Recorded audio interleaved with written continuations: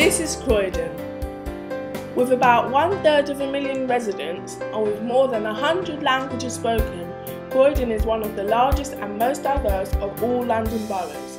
Croydon is a truly dynamic and cosmopolitan place to live in. However, as a young person growing up and living in such a busy and dynamic community, it's not always easy.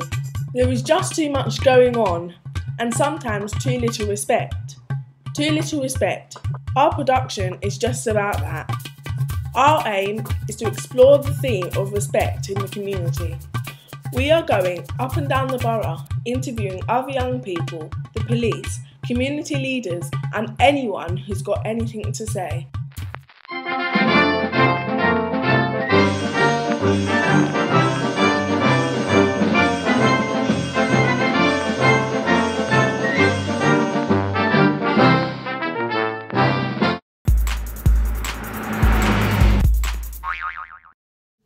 In your opinion, do you think there is enough respect among different people of Croydon, and if not, why?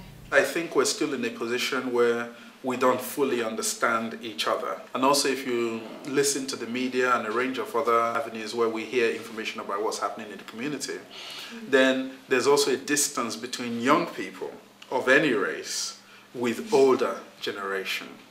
Yes, where the older generation don't feel that young people are respectful enough. They think that in their own time they were more respectful to elders and things were more organized and more safe. Some of them feel that young people have been allowed to get out of hands, and therefore that there is a need to pull back a bit and bring more control to young people's lives. All right then. So Nero says that there's a barrier between young people and adults, and that adults don't feel young people are respectful enough. What do you think? In our daily lives, buses play an important part, especially when going to and from school. This is where young people and adults come together.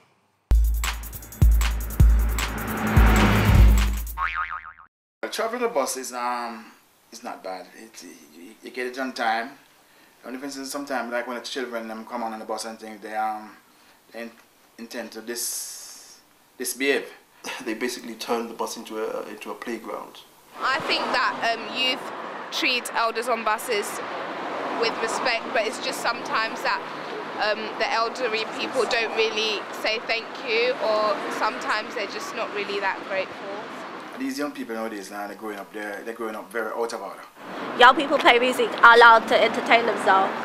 You mean like playing music and all those things?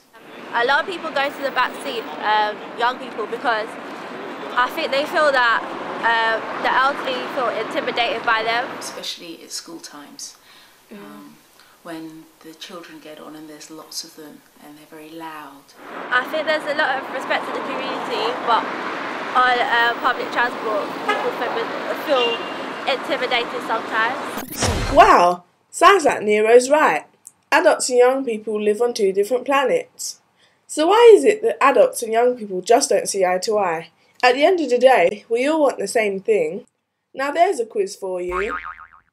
Have you ever Turn the bus into a playground? Play music are allowed. Or don't really say thank you. Misbehave. I know. You won't know the answers to any of this because you never get involved in any of this, do you? But we know where to go and get some answers.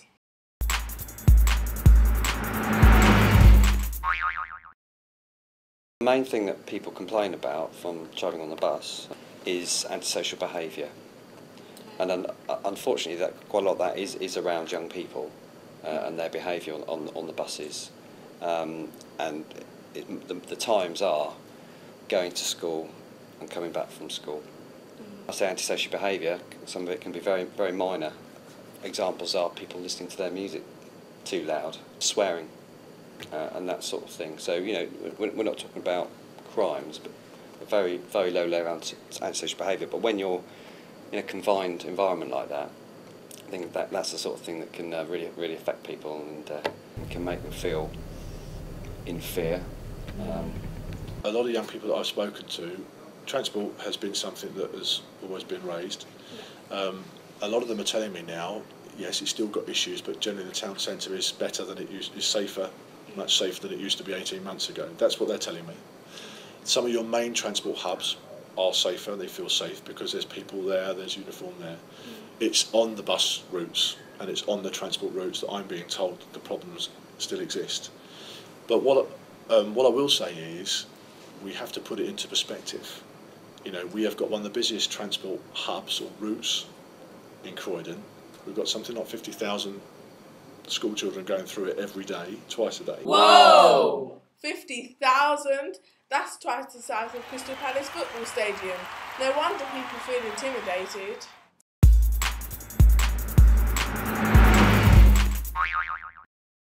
Most of the issues that people feel sensitive about are because of numbers. You know, numbers of people in any situation is always slightly off-putting, and we have to get people just to be a bit more understanding of that, and perhaps get young people to be aware that if they're very loud or very noisy, then it can be upsetting for other people. It's always about respect and encouraging people to be respectful of one another, and that's a two-way thing. It's about young people understanding the impact that they can have, particularly large groups of young people. And it's about older people not just having in their head the stereotypes that they read in the media about groups of young people, about individual young people and the way they might be dressed. Okay, numbers could be a problem, but what about media and stereotypes? Let's find out. I think that one of the real problems of our society today is that young people get sort of demonised and stigmatised as hoodies hanging around on street corners, you know, criminals that are going to mug you if you let them and all that kind of thing. And that the vast majority of young people that I meet and experience aren't like that at all. And so I have a very sort of positive view of young people in Croydon. I think if you look at Croydon as a borough, we've got the largest population of young people of any London borough. They're our future. Most of the people I meet I find fairly inspirational, so I'm pretty positive. There are exceptions, but you're going to have that in any generation. So, and when I was a teenager, I hung around the street corners, so I'm just about young enough to still remember that. Bad news tends to sell newspapers. So if you get an incident where a young person has attacked someone and injured them, that will get in the local paper. If you've got a student who's got fantastic GCSE results, or someone who's won an award, you know, for doing some great work for charity, or someone who is caring for maybe a brother or sister who isn't well, or parents that aren't well, that doesn't tend to get in the local paper. So people see a slanted picture. You know, they're only seeing a very small part of the story and not all of the counterbalancing part of that story. Young people to be disrespectful in the community, I think it has a bad influence on other young people, because it's like it shows all young people to be the same, and then not everyone is the same, everyone is unique. I don't follow the crowd, like I won't follow other people. I'm an individual, and in society I think it's a good thing to be an individual person instead of follow your peers, because your peers can sometimes set you like to the wrong way. I personally don't expect change in other people. I always ask for myself to change. So if you're respectful, people tend to respect you. I think young people don't realize how powerful they actually are. And it's not about being disruptive, because if you are disruptive, no one will listen to you.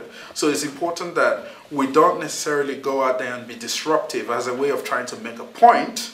You do the sort of things you're doing now, constructive things. Yes, instead of waiting for the council to talk to you, organize, get together, go and knock on the council's door and say you want to talk to them. So young people need to be proactive, need to find ways of having more voice, as well as at the same time asking those who are in positions of power that they need to live up to their responsibilities and actually open the door and engage with young people and talk to them. And then of course personal responsibility, because in the end, when a lot of the adults are complaining, sometimes they're not just complaining in thin air. Things are actually happening. Young people are actually doing things. Yes? So it's for them to also recognize that they need to be more responsible in their own self, because it is by being respectful that you will receive respect from others. Yeah. So what have we learnt from this media mashup?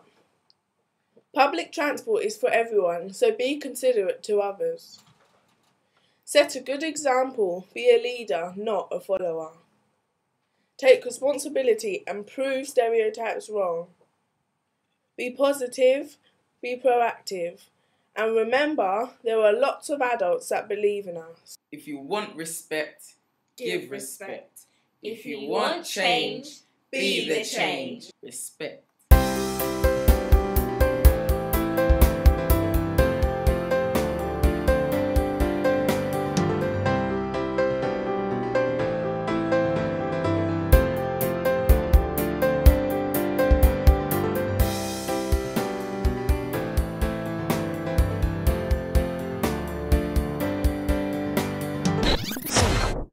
What is your interpretation of the word respect?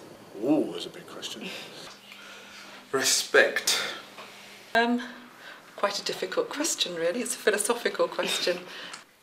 I think respect is about how people treat each other. Understanding and appreciating difference. It's essential. I think it's two-way. In other words, you don't do things to others that you will not have them do unto you. Respect.